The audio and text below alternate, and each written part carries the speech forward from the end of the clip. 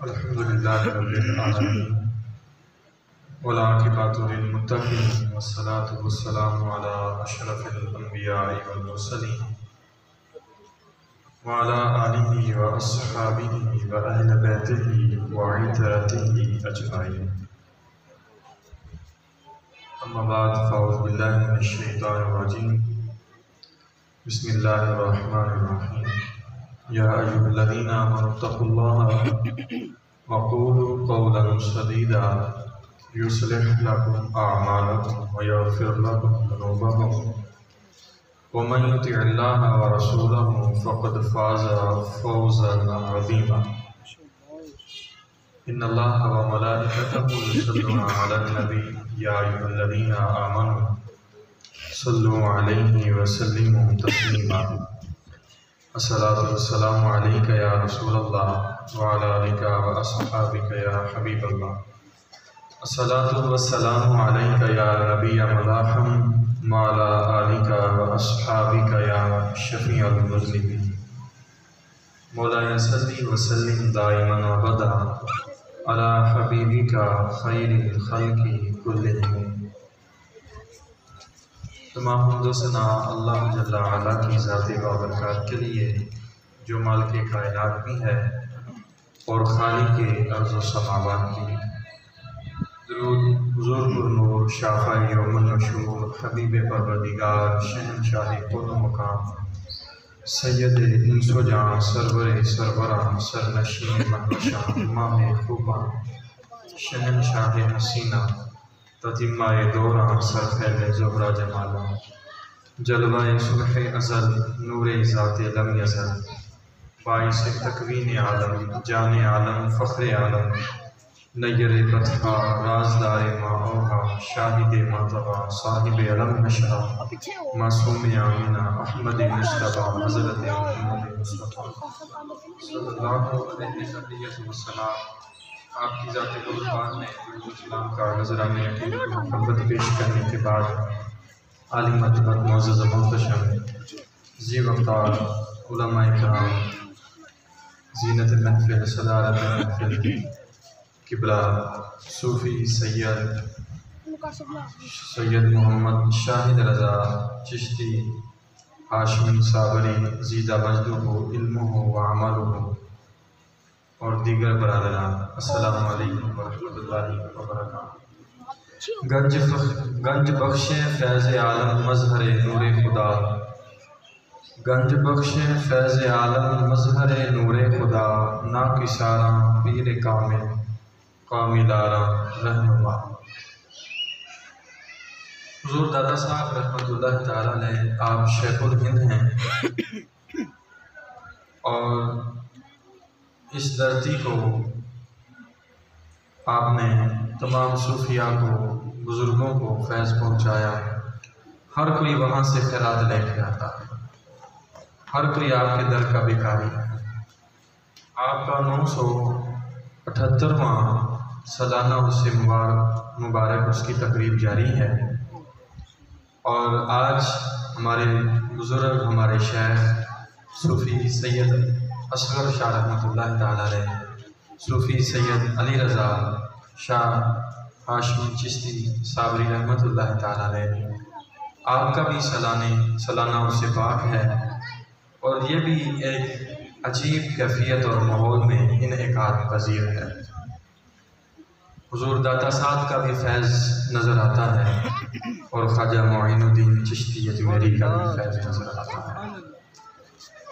میں نے آپ کے سامنے قرآن مجید کی جو آیت مقدسہ پڑھی ہے، چند لمحوں کے لیے آپ کی توجہ کا طالب رہوں گا۔ حضور داتا صاحب رحمۃ اللہ تعالیٰ علیہ کی کشف المحجوب کی روشنی میں اللہ کے محبوب بندوں کے اوصاف کو بیان کر کے اجازت چاہوں گا۔ یا اللہ نے ارشاد فرمایا، یا ایھا الذین آمنوا اتقوا اللہ وقولوا قولا سدیدا، اے ایمان والو اللہ تعالیٰ سے ڈر جاؤ، وقولوا قولا سدیدا اور سیدھی بات کہو، سچائی والی کہو۔ گرامی قدر بندہ مومن اس کی اصل پہچان اس کی ولا سے ہے، ولایت سے ہے۔ جو اللہ کے خاص بندے ہیں جن کے بارے میں فرمایا اتقوا فراست المؤمن فإنه ينظر بنور اللہ، کہ اس کی فراست قلبی سے بچ جاؤ کہ وہ اللہ کے دیے ہوئے نور سے دیکھتے ہیں۔ جن کے بارے میں فرمایا الا ان اولیاء اللہ لا خوف علیہم ولا هم يحزنون، کہ خبردار لوگوں، اللہ کے جو ولی ہیں ان کو نہ خوف ہے نہ کوئی غم ہے۔ جن کے بارے میں فرمایا رب اشعث لو اقسم علی اللہ لا برا، کہ اگر وہ اللہ کی قسم اٹھا لیں تو وہ ہاتھ اٹھا دیں تو اللہ تعالیٰ خالی نہیں لوٹاتا، پورے کر دیتا ہے ان کے الفاظ کو۔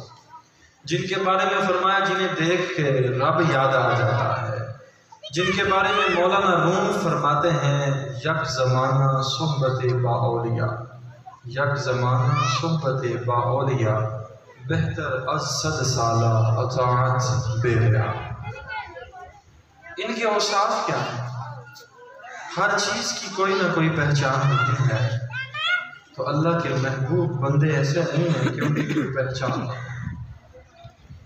ان کے کوئی آداب نہ ہو، ان کا کوئی طریقہ کار نہ ہو۔ مارکیٹ میں اصل اور نقل کی پہچان رکھنے والے لوگ ہی کامیاب ہوتے ہیں، اور تصوف میں بھی جو اہل اللہ ہیں، جو اللہ کے محبوب بندے بننے چاہتے ہیں، یہ میں اور آپ کے بھی وصف ہونے چاہیے۔ بندہ مومن کی معراج یہ ہے کہ وہ رب کا قرب حاصل کرے، اس کا محبوب بندہ بن جائے، محب اس کا ہو، اس کا قرب پالے۔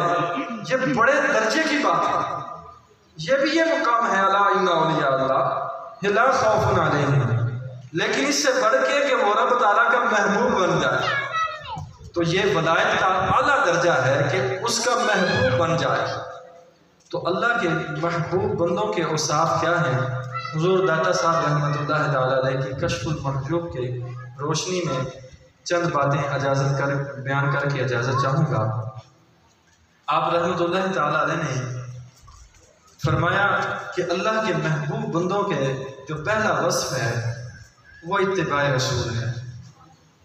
قل ان کنتم تحبون اللہ فاتبعونی یحببکم اللہ، اے محبوب فرما دو اگر تم اللہ سے محبت کرتے ہو تو میری اتباع کر لو۔ تم نے کیا محبت کرنی ہے؟ تم نے وہاں تک کیسے پہنچنا ہے؟ تمہیں وہ خود ہی بلا لے گا، تمہیں اپنا محبوب بنا لے گا کہ محمد سے وفات ہونے تو ہم تیرے ہیں، یہ جہاں چیز ہے کیا، لوح و قلم تیرے۔ حضرت بایزید بستامی رحمۃ اللہ تعالیٰ علیہ نقش بندیوں کے پیشوا، آپ حضرت امام جعفر صادق رحمۃ اللہ تعالیٰ علیہ کے خلیفہ ہیں۔ آپ کی صحبت کو پایا، نواسہ رسول کی صحبت میں بیٹھے اور آپ کے نائب خلیفہ بنے، بہت بڑا نام ہے مشائخ میں حضرت بایزید بستامی رحمۃ اللہ تعالیٰ علیہ کا۔ آپ سے مریدین نے پوچھا حضور یہ مقام ولایت کا کیسے ملا؟ تو آپ فرماتے ہیں سنو یہ کیسے ولایت کا مقام ملا؟ مجھے بتایا گیا، مشائخ کا طریقہ تھا وہ اولیاء اللہ کے پاس، مشائخ کے پاس جاتے تھے، صحبت اختیار کرتے تھے۔ کہتے ہیں مجھے پتہ چلا فلاں شہر میں فلاں اللہ کا ولی رہتا ہے، بڑی شہرت تھی، میں زیارت کے لیے اکتساب فیض کے لیے حاضر ہوا تو دیکھتا کیا ہوں وہ مسجد میں نا قبلے کی طرف منہ کر کے تھونک دیا اور کلی کر دیا۔ میں وہیں سے پلٹ آیا، مصافحہ بھی نہ کیا، لمبا سفر کر کے گیا تھا، تو میرے ساتھی کہنے لگے حضور اتنا سفر کر کے آئے، کلام تو کر لیتے، کچھ اکتساب فیض کر لیتے، ان کا بڑا شہرہ ہے۔ فرمایا کیسا شہرہ ہے کہ یہ اللہ کے ولی ہوتے ہیں تو سنت کی پاسداری نہ کرتے، حضور علیہ الصلوۃ والسلام کی سنت کی خلاف ورزی کر رہے ہیں، قبلے کی طرف تھونک رہے ہیں اور وہ بھی مسجد میں۔ اگر یہ اللہ کے ولی تھے تو ان کی کرامت اللہ ان پر کرم کرتا، ان کی کرامت ان کو اس سنت کی خلاف ورزی سے بچا لیتے، ان کو یہ شعور دے دیتی کہ ایسا نہیں کرنا ہے۔ لہٰذا وہیں سے پلٹ آئے، گھر آئے، شام کو سو گئے، مقدر کا ستارہ طلوع ہوا اور جاگ گیا اور نبی پاک صلی اللہ علیہ وسلم کی زیارت نصیب ہوئی۔ حضور نے ارشاد فرمایا اے بایزید تو نے میری سنت کی حیا کی ہے، تو نے میری شریعت کی پاسداری کی ہے، جب تجھے اللہ نے اپنا قرب عطا فرما دیا، تجھے ولایت عطا فرما دیا۔ اللہ اللہ، حضرت بایزید بستامی وہ اللہ کے ولی ہیں کہ آپ کی ولایت کی جب معراج تھی، آپ کا خاص مقام تھا، وہ آپ کو مشاہدات کرائے گئے، جنت دوزخ کا بھی مشاہدہ کرایا گیا۔ تو اس وقت آپ نے اللہ سے اس خواب، قرب اور کیفیت کے عالم میں عرض کیا ہے اللہ کہ میری خودی ختم ہو جائے اور جو یہ حجاب ہے یہ پردہ بھی ختم ہو جائے۔ خودی سے مراد کیا ہے؟ خودی سے مراد یہ انانیت، یہ اندر کا نفس، یہ لالچ، حرص جو قرب مصطفیٰ صلی اللہ علیہ وآلہ وسلم میں رکاوٹ بن جاتا ہے، جو اپنی میں ختم نہیں کرتا، وہ منازل کو طے نہیں کر پاتا، تو وہ اللہ کے ولی کہتے ہیں اللہ مجھے ایسا طریقہ بتا کہ میری خود ہی ختم ہو جائے۔ تو اللہ تعالیٰ نے پتہ کیا اس خاص مقام پہ ارشاد فرمایا اے بایزید بستامی، میرے محبوب کے قدموں کی خاک کو اپنی آنکھوں کا سرما بنا دو، ان کی سنت پہ عمل کرتے رہنا، تجھے یہ مقام مل جائے گا، تیری خودی ختم ہو جائے گا۔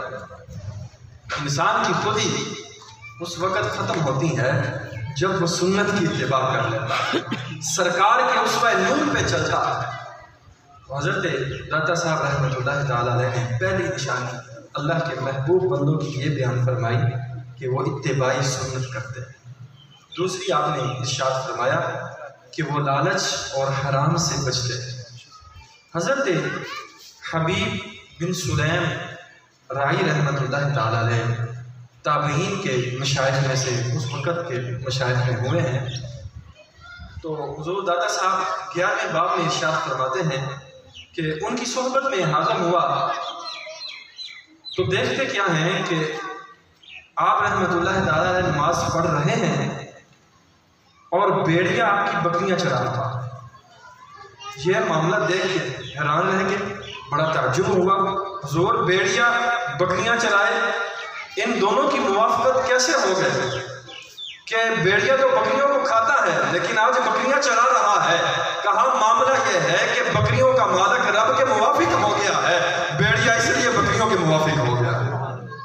یہ بندہ اللہ کی اتباع کرتا ہے اس لیے یہ بیڑیا بکریوں کی رکھوالی کر رہا ہے۔ اس سے بڑھ کے معاملہ یہ دیکھا کہ آپ نے ایک لکڑی کا پیالہ لیا، پتھر کے نیچے کر دیا، دودھ اور شہد کی نہریں جاری ہو گئی اور وہاں سے چشمہ جاری ہوا، پیالہ بھر گیا۔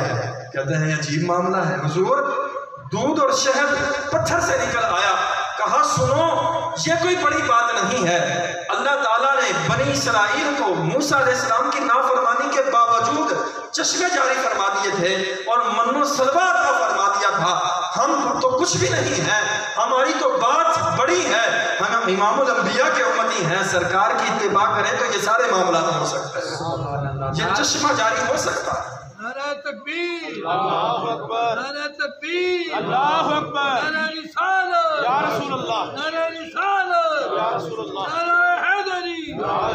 فرمایا اگر ہم رسول پاک کی اتباع کر لیتے ہیں تو یہ تو وہ کمال والے ہیں، اگر ادھر آصف بن بخیہ ہیں اور ادھر کمالات رکھنے والے ہیں، یہاں حضور غوث پاک ہیں جو اپنی ٹھوکر سے مردے زندہ کر دیا کرتے ہیں۔ یہ اس امت کے اوصاف ہیں جو نگاہ اٹھاتے ہیں تو وقت کے چور کو جو ہے کتب بنا دیتے ہیں، ان کی گودڑی میں اتنا کمال ہے، یہ محبوب کے امتی ہیں اور یہ پتھر سے دودھ اور شہد جاری کر دیا کرتے ہیں۔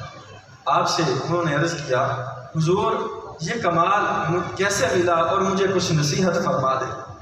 حضور حبیب بن سلیم رائی رحمۃ اللہ تعالیٰ علیہ فرمانے لگے بیٹا سنو، اگر تم یہ مقام حاصل کرنا چاہتے ہو تو اپنے دل سے لالچ کو لگا۔ پہلی بات کہ تیرا دل صاف ہونا چاہیے، لالچ تیرے قریب نہ پھٹکنے پائے۔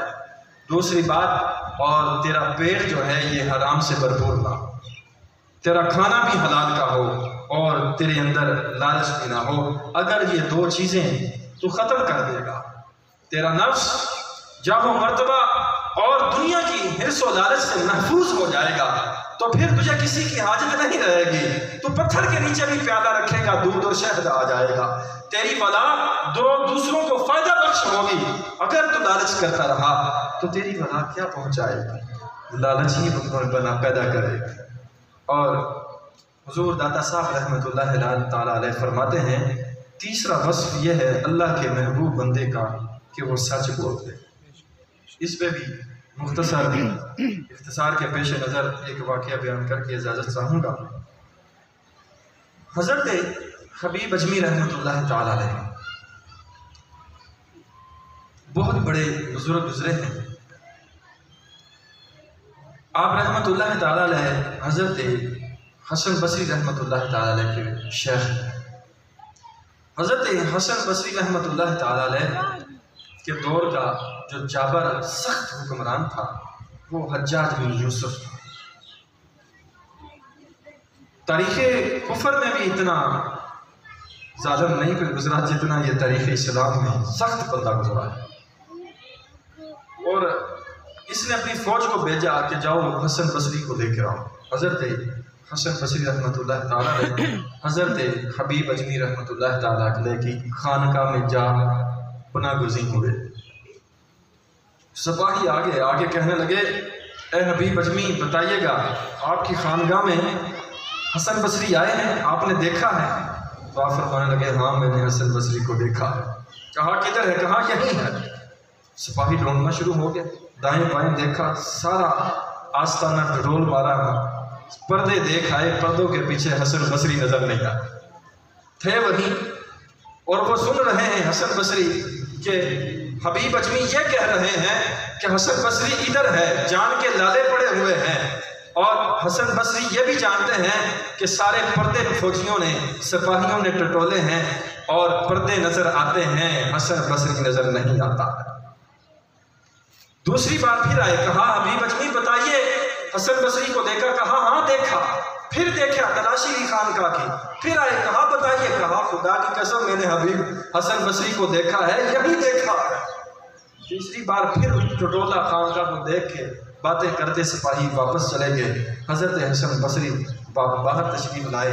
عرض کرتے ہیں حضور یہ میں جانتا ہوں کہ میری جان بخشی آپ کی کرامت کی وجہ سے ہوئی ہے, آپ کی نگاہ کی وجہ سے ہوئی ہے. یہ جو پردے آئے تھے ان کی آنکھوں پر یہ آپ کا نور کمال تھا کہ میری جان بخشی ہو گئی, میں بچ گیا. لیکن مجھے یہ بتائیے گا آپ نے ایسے سخت موقع پر بھی سچ بولا ہے, آپ کچھ تکیہ بول لیتے, کچھ سہارا لے لیتے اور میری جان بخشی یوں بھی کرا سکتے تھے. کہا اے حسن بصری آج رب نے جو عزت رکھی ہے, آج جو امتحان میں کامیاب ہیں, تیری جان بخشی گئی ہے تو یہ سچائی کی وجہ سے ہی بخشی گئی.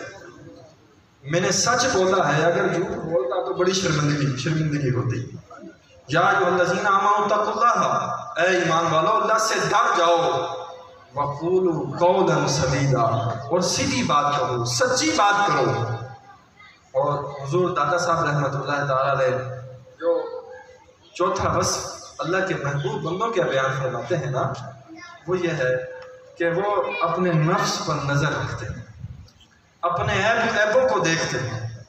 حضرت امام باقر رحمۃ اللہ علیہ مجلس لگیے بیٹھے اور فرمانے لگے مریدو آج وعدہ کرو, اس بات پہ بیعت کرو, کل حشر کے میدان میں اگر تم میں سے کوئی جنت میں چلا جائے نا تو باقر کی شفاعت کر کے اس کو جنت میں لے کے جائے.